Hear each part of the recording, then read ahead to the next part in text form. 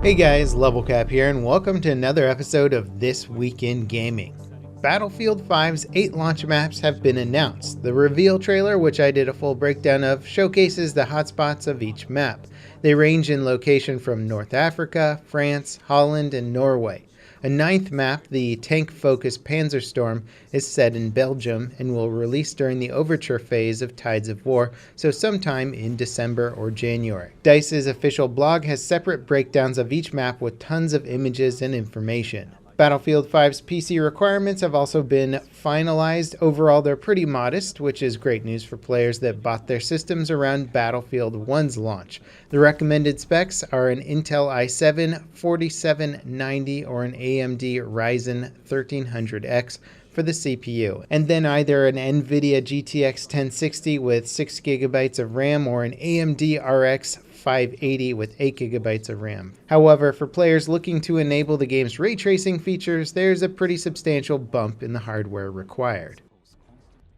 Speaking of ray tracing, user reports of hardware issues with the new NVIDIA RTX GPUs have been a hot topic for the past week or so. Users are reporting everything from odd visual artifacts to full-on blue screen of death crashes. Speculation suggests the number of reports is higher than usual, but UK retailers have said their returns are not above average. Fallout 76's beta was much rougher than expected for many players. As with any open-world Bethesda title, numerous launch day bugs are to be expected, but because it's a multiplayer game, Fallout 76's issues have a much broader impact. For starters, the game's physics system and speed are tied to its frame rate. Players that unlock it to run at higher than 60 FPS essentially enable speed hacks, speeding up all other characters' animations.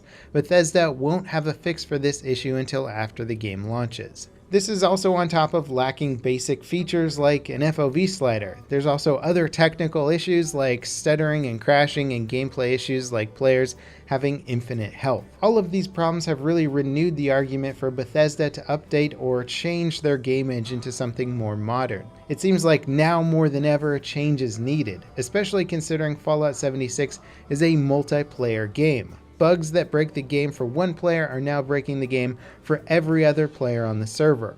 Fallout 76 could potentially lose its entire player base before they even fix the major issues with it. All that being said, there's still many players enjoying various aspects of the beta just fine, so only time will tell how the bugs crop up as a major long-term issue. Titanfall developer Respawn Entertainment reportedly has several titles in the works for 2019's holiday season. In a recent earnings call, EA CEO gave a tentative late 2019 release window for Respawn's upcoming Star Wars title, Jedi Fallen Order. They also announced a partnership with Oculus VR for an FPS title last year, and a follow-up to Titanfall 2 might also be in the works. In virtual reality news, Oculus might be updating the original Rift headset with a new version called the Rift S. Supposedly, it will boast a higher resolution screen and will use an internal tracking system instead of the current Rift's external one. Oculus recently revealed an all-in-one premium headset called the Quest, so it makes sense that they'd apply the same technology to the desktop model.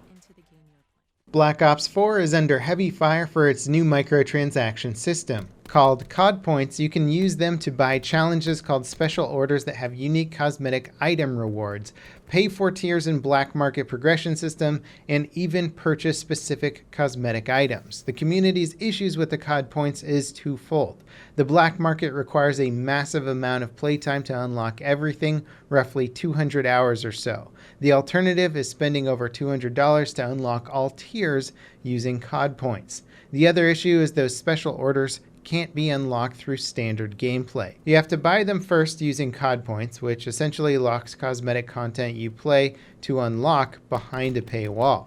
Treyarch haven't announced any changes to the system yet in response to the feedback. However, it's not all bad news for Black Ops 4 this week. The server tick rate standard for multiplayer has been raised to 60 Hz again.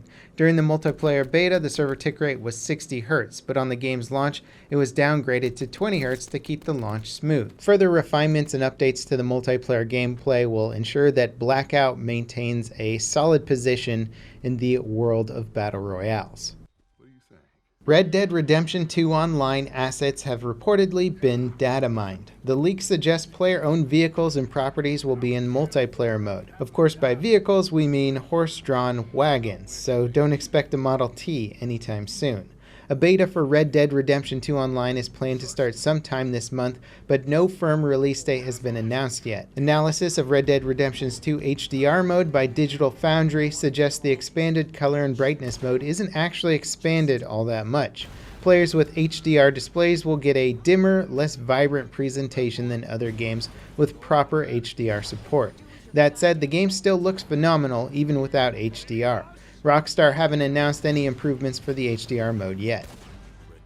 Tons of new information has been released from Anthem following EA's official livestream of the game earlier this week. Each of the game's 4 classes had a unique ultimate ability. The Ranger has a multi-target missile battery. The Colossus siege cannon ability shoots multiple shots that each create large explosions. The Storm's elemental storm ability rains down elemental damage on enemies.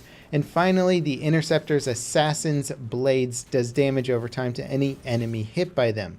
Overall, it looks like each class has a pretty powerful area of effect attack, capable of wiping out several enemies at once.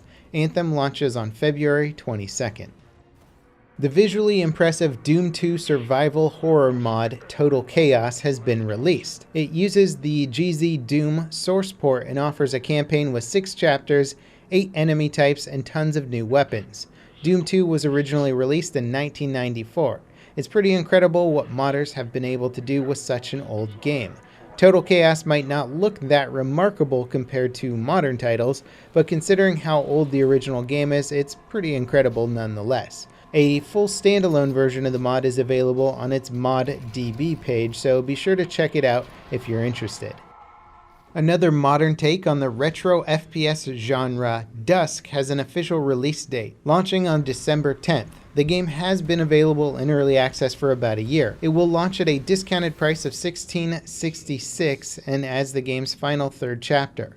Players that bought DUSK from $20 during the early access period will get a full digital novel and 1 week of early access to the game's final episode to compensate for the reduced launch price. Payday 2's annual community event, Crime Fest, is in full swing. A new map set in Mercy Hospital, a level from Left 4 Dead that also appeared in Payday 1, has been added to the game. It's a total remaster of the original map. Another map set in the White House has been added to the game. If you don't already own Payday 2, it's on a steep discount of 50% off for the base game and 86% off for the full game plus all the DLC. The discount ends on the 5th. Destiny 2 is currently free on PC. Players can download the game using Blizzard's client and keep it forever. The game's latest DLC, Forsaken, can be bought as a bundle with the 2 prior DLCs for just $40. Overall, it seems like Bungie has really made up for their mishaps with the recent DLC pricing. While Destiny 2 still isn't a perfect game or anything, for free, it's definitely worth checking out if you got a PC that can run it. The offer ends on the 18th. A new hero for Overwatch has been revealed. ASHE is a cowgirl gunslinger in the damage role.